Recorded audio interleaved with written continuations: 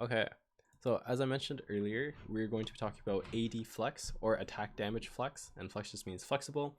So we are focusing today on how to play flexibly for attack damage compositions. So this is basically just a guide. We're going to go through a quick intro. We're going to look at the two compositions. Well, it's mainly one composition that we're going to be looking at. There's just multiple core units that you can play around, hence the flexibility. We're going to talk about how to play early game and then transition. We're going to talk specifically about those important core units, and then we're going to talk about how to counter it. So basically, we're going to talk about a quick intro, what it is, how to play it, and then how to counter it. Okay, let's start off with a quick attack damage introduction. So we are basically going to be focusing on Samira, Aphelios. I'm going to make this a bit thicker. Samira, Aphelios, and Belveth. These are the three carries that we are going to be focusing on and flexing between, or being flexible between. There are going to be specific cases where we are also going to play Draven and Senna, but these are going to be based off of hero augments, or in this case Senna, if we just hit a lot of Sennas and we could go for a 3-star. So these are the AD units that we are going to play around. So we have Samira, Aphelios, and Belveth, and they all share one common factor, is they need Last Whisper, which reduces the armor of your enemies, so then you could do more damage through your attack damage abilities or attack damage regular auto attacks. So mostly Samira and Aphelios is going to be played in every attack damage flexible comp. They are sure shots, so what happens is every 4 seconds they get a bit more attack damage. So 2 sure shots is okay, it just got nerfed from 10 to 6, so it's got a pretty big nerf. But 4 sure shots is really good mid game, but in the very end you're mostly going to end up with 2, just because with 4 you're gonna have to play Senna or Sivir, and you don't want those units in your end game comp. All of the attack damage units so that we're going to be talking about today, so like Samira, Aphelios, even Belveth, they're all stacking. So the longer the fight goes, the better they are going to perform. So we are going to be looking at stall compositions. Then last but not least, attack damage is countered by defenders because they have armor, and armor directly mitigates attack damage. So that's a quick intro. Basically, we're just going to be focusing at Samira, Aphelios, Belveth, how to play them, when to play them, and how to play around them. Okay, so let's look at the final compositions of exactly what these boards are going to look like. So this is the first one. This is common level 8 AD board. Basically, it consists of 2 things. Your first one is your tanky front line, and then a sure shot back line. You could also have secondary units or supporting units. So first, let's look at the front line. We want a really beefy front line because we're a stalling composition, which means we want the fight to go as long as possible and get our damage units ramped up. We're going to be either itemizing Belveth or Samira, and this depends on whichever one is 2-starred first during our roll down. So if we 2-star Belveth first, we're going to put the carry items on her. Vice versa, if we hit Samira 2 first, we're going to put the items on her. Or your hero augment. So if you get a Samira carry hero augment, obviously we're going to put the items on her. If you get a Belveth hero augment for carry, you're going to put the items on Belveth instead. So we already talked about the front line. So our back line, this could be sure shots or secondary / support. And what this means, secondary / support, is Belveth is a good secondary carry, and the supporting units are like Urgot, Aurelian Soul. We can throw them into almost any composition and they work very well. Your main source of damage is going to be Samira and Aphelios. As I mentioned earlier, Last Whisper is a must-have. Other really good items you can have is Gunblade. This helps with your stall. Infinity Edge to help with your crit. Deathblade, Giant Slayer, Guardbreaker, Runons are all good items to slam for your attack damage comps. Mid game, you're able to play 4 sure shots. So it's Aphelios, Samira, and then Senna and Sivir. This is really good mid game, but as I mentioned earlier, you want to drop them at the near the end of the game because their value can be replaced with 5-cost units. So that is your backline. That's where your damage comes from. Then your front line, as I mentioned at the start, you're just going to want a really tanky front line. Okay, CC mid to late game is better than pure tank. So pure tank, for example, of this is like a Zac. He doesn't have any CC. He just purely is a meat shield. This is good early game because fights go on for a long time. There's not a lot of burst. It's mainly just slow DPS. But late game, CC is really important. So you want to drop Zac and play more like Sejuani, Echo, Fiddlesticks. Even Alistar is really good. So this is what a common level 8 board looks like. After level 8, if you're able to go level 9, then you basically just play legendary units. and a couple of core units as well. So attack damage will almost always cap higher than ability power because of Aphelios. Aphelios is a really good attack damage carry. He's a legendary unit, and there's no AP consistent legendary unit, the equivalent of Aphelios. So level 9 is basically just legendaries and sure shots. If you're playing against other AP boards, you want to include Aegis. So this is like Vi, Echo, Alistar, and Leona. If you're against AD comps, however, magic resist is pretty useless. It doesn't help you at all. So you want to replace those like Vi's, you want to replace Leona, you want to replace Echo with more Fiddlesticks or Urgots and Sejuani. Just get some more CC instead of magic resist. You don't have to play Belveth and Samira on level 9 if you have Windy Janna. So this is the cap to level 9 board. Very expensive, very hard to get to, but this is basically how you win out, and this is a win condition of your games. If you get to this point and you have good items, you will most likely go first place in your game, almost guaranteed, with this type of positioning. Okay, so that is talked about your final composition. So we first talked about what AD or attack damage compositions are, talked about what they look like, and then we're going to talk about how to get to there. So early game plus transition. On carousel or even early, you want to prioritize these two items, preferably bow first, and then you could go glove second. But this is because we want to get Last Whisper as soon as possible. Last Whisper, very important. And then you have a couple other options. With your bows, you can go into Runon's Giant Slayer. Your gloves can go into Infinity Edge, Guardbreaker, even Thieves Gloves for your frontline leader. So that is items for early game. For your carry units, you can play anything like Draven, Vayne, Sivir, plus Senna is very good to for an item holder for your Smears or Belveths early. On 3-1, for regular game modes, you want to make sure that you have sure shots on your board and not Vayne or Draven, because on 3-2, your hero augment, if you have a hero augment at that time, it'll be tailored to the board beforehand. So then hopefully you're able to get either like a Sivir, Senna, or Samira augments that will be helpful to your board. And then early game, we want to play Defenders, Bruisers, and Mascot frontline. Let's talk about the first two first. So Defenders, Bruisers, this is like Wukong, this is Poppy. So these are really good. If you get these two starts, you'll have a really good frontline for early game. Then Bruiser is like Renekton. I'd say he's the best one cost Bruiser, and then you can either play like Vi or Lee Sin as well. These are all fine. Mascot, however, is a little bit of a different case. I would only play Mascot if it's 2-starred, because Mascot revolves around healing their own HP. So being 2-starred means that they'll have a lot more HP, and this will be more effective. Or if you have health items such as a Warmogs, then this will be a tankier frontline. And if I don't have this case, I would rather play Defenders or Bruiser frontline. So that's how you play early game, mainly stage 2. Once you get to stage 3, you're going to want to swap things up. So you want to replace your Defenders and Bruisers with Threats. Threats will have a lot more value than Defenders or Bruisers. So this is like Cho'Gath, Rammus, Zac. Rammus is a really good early to mid game unit. Not only does he have a decent amount of tank, he also knocks up, so he CCs, and he lowers enemy attack damage. So he does 3 things really good for a 3 cost, and he's fairly accessible in stage 3, so definitely play him on your board. If you don't have any healing reduction, so no Sunfire Cape, no Sunfire Board, no Morellonomicon, it's okay to play Aurelion Soul. He gives healing reduction through his ability. And for damage, you can play Senna plus Sivir, with Senna being your carry. Sell her later, it's okay. Or if you high roll the Samira and Belveth, then you can automatically pay them and put your items on them. So that's for stage 3. Moving on to stage 4, we're now going to be talking about that board that we made.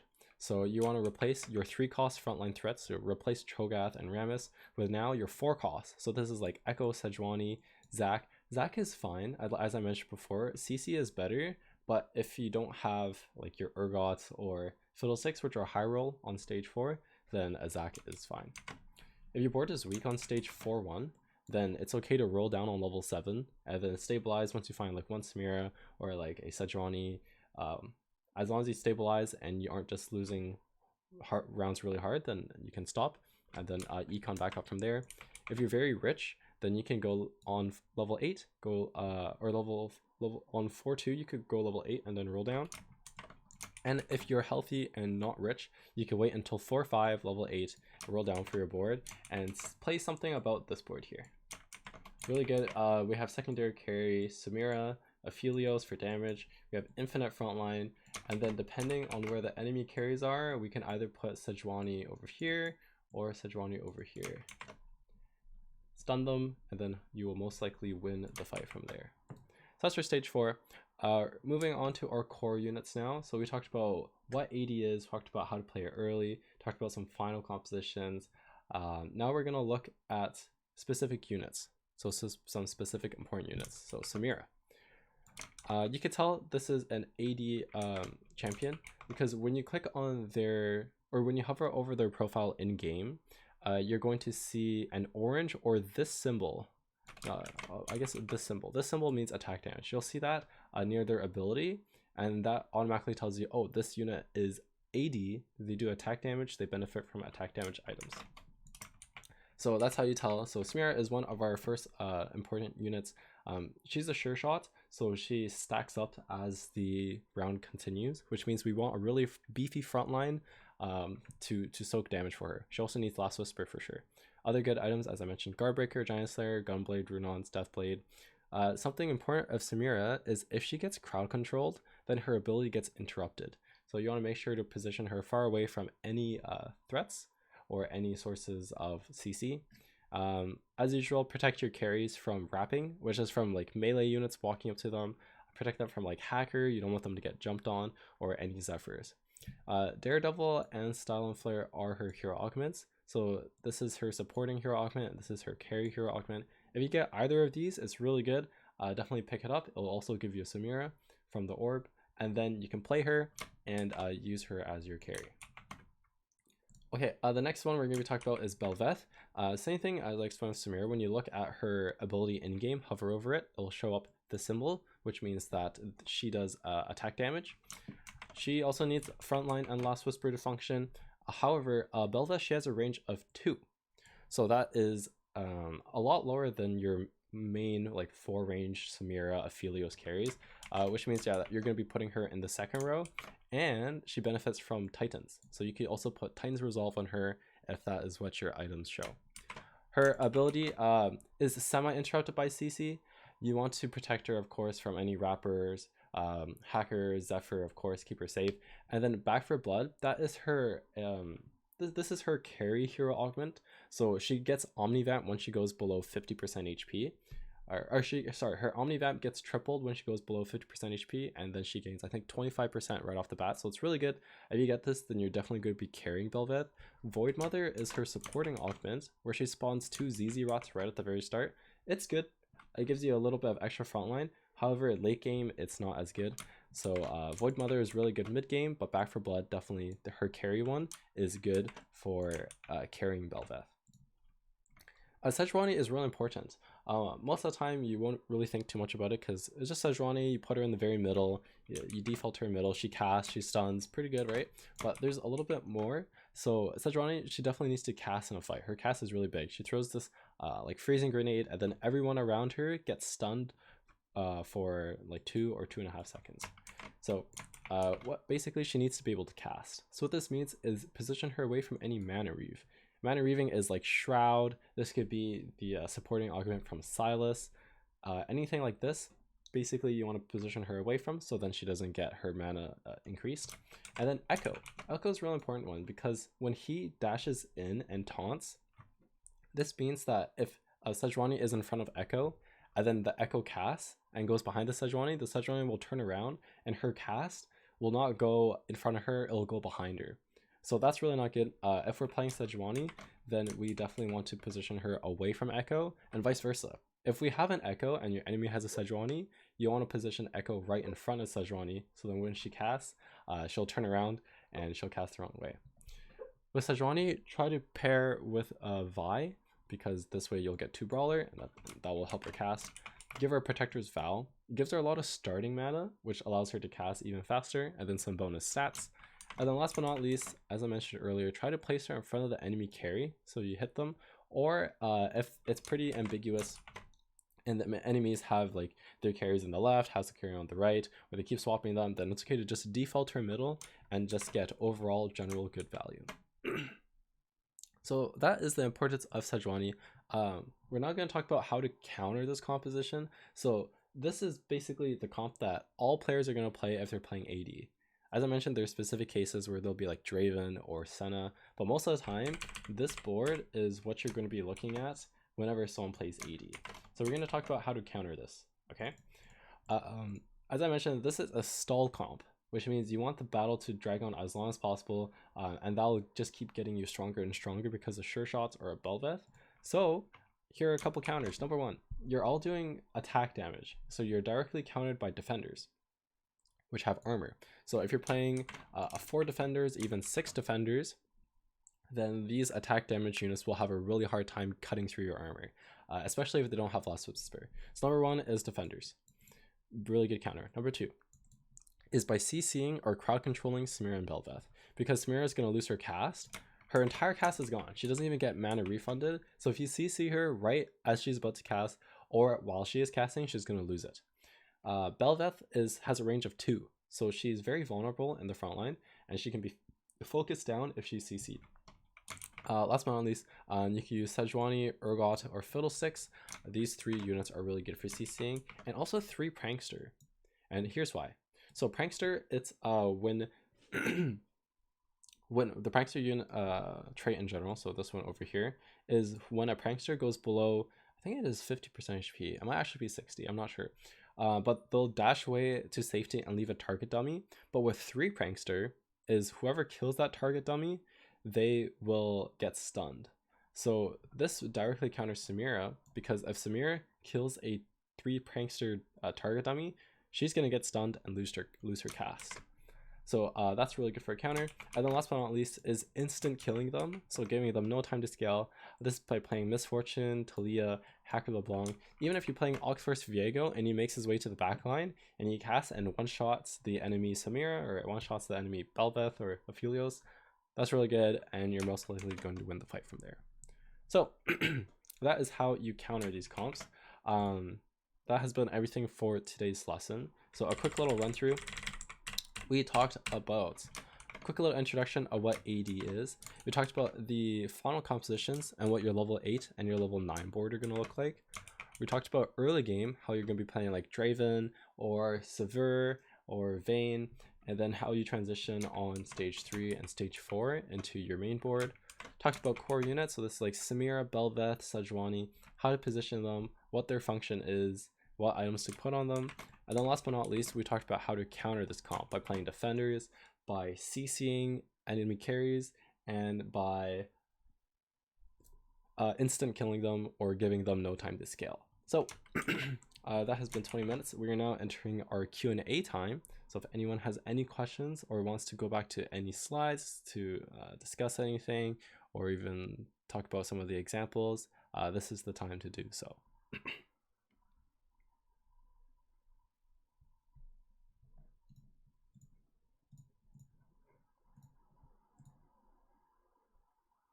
I'm good. Okay, well, that has been everything. I hope you guys are now attack damage pros, and if you in your game, if you get a glove or a bow, then hopefully you're going to be able to use the slide and or this guide and help you formulate a board like this. You should look at this real quick. Oh, okay, I will in 1 second. So thanks everyone. That is it for the lesson.